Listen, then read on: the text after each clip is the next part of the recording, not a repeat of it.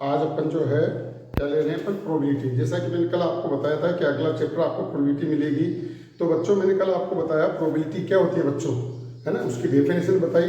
आपने अपनी कॉपी में लिखा होगा बच्चों, तो आप कॉपी में लिखें उसको, ठीक है। कॉपी में लिखकर उस सवालों पहले थ्योरी पढ़िएगा बच्चों। कल मैंने आपको थ्योरम्स बताई जो 11th की भी है 12th की भी बच्चों। तो आपको लास्ट थ्योरम बताई मैंने कंडीशनल प्रोबेबिलिटी।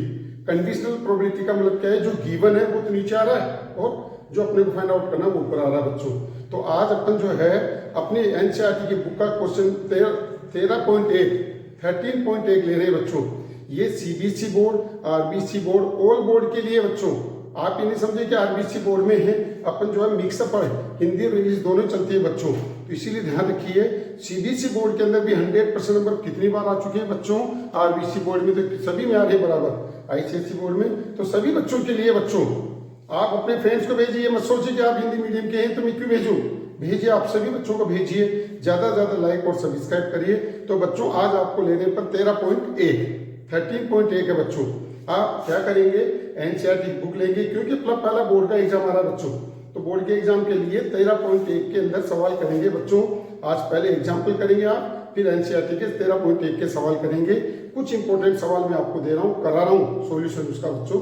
तो आप ज्यादा ज्यादा इसको सोल्व करें हैं और कमेंट्स बॉक्स में डालते रहें ताकि आपको कोई भी प्रॉब्लम तो उसमें डालिएगा। तो देखिए बच्चों 13.1 है, इसको सोल्व कर रहे हैं अपना बच्चों। तो देखिए पहला क्वेश्चन नंबर पहला है, given that event A and F are events. क्या ई और एफ दो इवेंट्स देखिए बच्चों। 13.1 का फर्स्ट क्वेश्चन है बच्चों, जिसमें first question, third question, second question सभी को कवर किया मैंने बच्चों। सब टाइप की प्रॉब्लम ली है इसमें बच्चों। तो क्या दे रखा है, event E and F are given and probability of E बराबर 0.6, प्रोबेबिलिटी एफ बराबर 0.3 एंड ई इंटरसेक्शन एफ भी आपको गिवन है। तो बच्चों ये तीन कंडीशन दे रखी है आपको। Find probability of E upon F. F given है, ई के आने की प्रोबेबिलिटी क्या होगी, then is called conditional probability. Probability of E intersection F upon probability of F. अब देखो बच्चों, ई इंटरसेक्शन एफ, ये देखो प्रोबेबिलिटी दे रखी है, तो ये तो आ गया 0.2 अपॉन 0.8। तो बच्चों क्या करना है, जो भी सवाल आपको करना है पहले उसका फॉर्मूला लिखिए, क्योंकि ऐसा लिखने पर बोर्ड आपको आधा नंबर देता है। तो इसीलिए बच्चों जिसका भी यूज करते हैं उस फॉर्मूले को आप पहले लिखिए। फॉर्मूला लिखा, फिर इसकी वैल्यू लिखी बच्चों। एफ का मतलब देखो ये 0.3, पॉइंट से पॉइंट दोनों सेम है, सेम का मतलब एक नंबर है, इसीलिए 2/3 आंसर आ गया बच्चों इसका। Next F upon E given है, एफ के अकरेंस होने की प्रोबेबिलिटी निकालनी है बच्चों। तो क्या है, probability of intersection F upon probability of ई।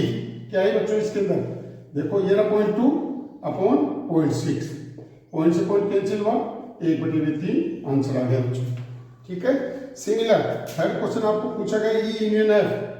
आपके कल के नोट्स में देखिए बच्चों, पहला पार्ट था, आज अपन पार्ट से ले रहे बच्चों। प्रोबेबिलिटी का 13.1 है, 13.1 के क्वेश्चन पहले पर बच्चों probability P, P F and P intersection F minus, क्या है ये बच्चों, माइनस। अब देखो PE probability of E 0.6, probability of 0.3 रखा है पर बच्चों, और माइनस 0.2। पता है बच्चों 0.3 और 0.9 माइनस 0.2, 9 में से 2 गया तो 0.7। आप इसको 7 जीरो भी लिख सकते हैं बच्चों और 7 भी लिख सकते हैं 0.7, ये इसका आंसर होगा बच्चों।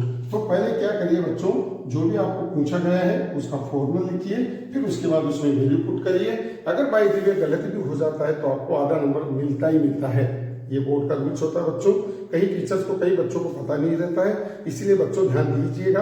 आपको मैंने कहा था ना कि मैंने इतनी सालों बोर्ड की कॉपी चेक की है, तो बच्चों ये ध्यान रखिए आपको ऐसा करना है। नेक्स्ट क्वेश्चन नंबर 9 आप एनसीईआरटी का देखेंगे।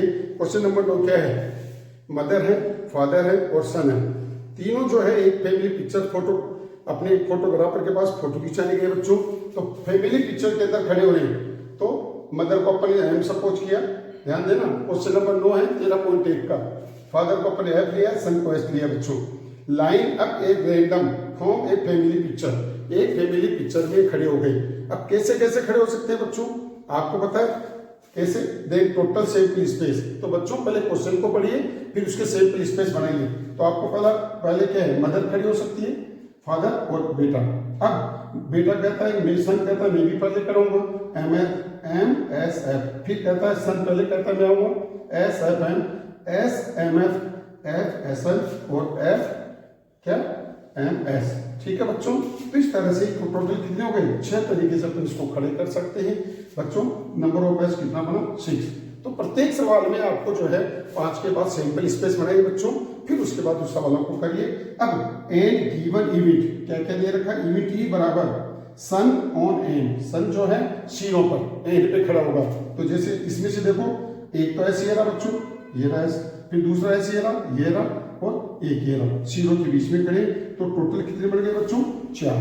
ठीक है, सिमिलर आपके पास अब क्या करा, एफ, इवेंट एफ बराबर फादर इन मिडिल, फादर जो मिडिल में है बच्चों, एम एफ एस और S F L. Father middle में देखो बच्चों, ये रहा, फादर मिडिल में है, तो फादर मिडिल में अपन ये दो लिखिए, नंबर ऑफ एफ बराबर 2 आ गए बच्चों। ठीक है, ई इंटरसेक्शन है। अब इन दोनों का कॉमन लेंगे बच्चों, ध्यान रखना, हर सवाल में इसका इंटरसेक्शन लेंगे। इंटरसेक्शन देखो बच्चों, ये दोनों में कॉमन है, तो आपके 2 कंडीशन आ गई, नंबर ऑफ ई इंटरसेक्शन है बराबर 2 आ गए बच्चों। अब देखो नाउ प्रोबेबिलिटी, आप सवाल को पढ़िए, उसमें देखो क्या क्या पूछा है, 2 चीज पूछिए, ई अपॉन एफ ज्ञात करो बच्चों। तो इंटरसेक्शन एफ अपॉन एफ।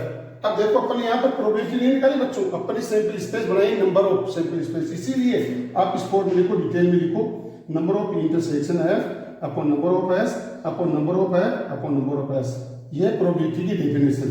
तो आप देखो नंबर ऑफ एफ, ये इंटरसेक्शन कितना, 2, और टोटल सैंपल स्पेस कितना, 6, और नंबर ऑफ एफ कितना बच्चों, 2, और ये सैंपल स्पेस कितने, 6। ये दोनों कैंसिल हो गए, बराबर बना गए, ये आंसर आ गया बच्चों। सिमिलर एफ अपॉन ई है बच्चों, probability of intersection F upon probability of E बराबर number of E intersection F upon number of S, number of E upon number of S. तो देखो वही बात इसके अंदर लिखी बच्चों। तो पहले फॉर्मूला लिखिए, कल भी मैंने आपको फॉर्मूला लिख के दिया बच्चों, उस फॉर्मूले को लिखो, फिर उस पर बेस्ड क्वेश्चन करो, पहले इजी क्वेश्चन एग्जांपल करो, फिर इसके बाद अनसोल्व सवाल करो बच्चों। तो 2/6 1/2 आ गए, क्यों 6 से 6 कैंसिल, 2 से 1/4 कैंसिल, 2 कैंसिल होगा तो 1/2 आ गए बच्चों। तो इस तरह से इसकी प्रोबेबिलिटी होगी। ये भी सबसे इंपॉर्टेंट क्वेश्चन है बच्चों।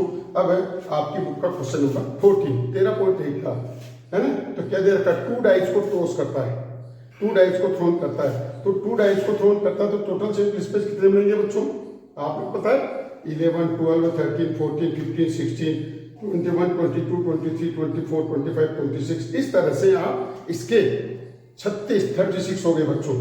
तो 2 डाइस को थ्रोन किया।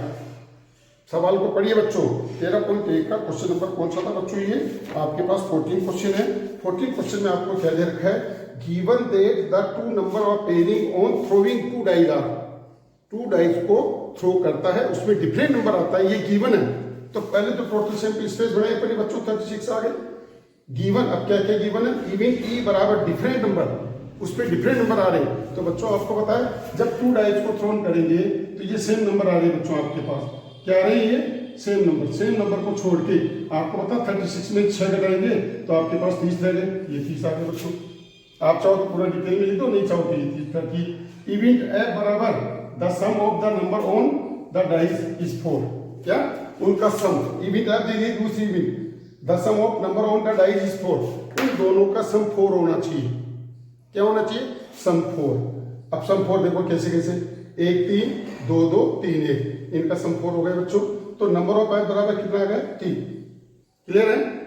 अब देखो इन दोनों में कॉमन आपको लेना है, तो 30 तो डिफरेंट नंबर है, और इसमें देखो 2 2 इवन सेम नंबर है, तो इसको हटा दीजिए, दोनों में डिफरेंट नंबर ही आ रहे हैं बच्चों, आ गए ना।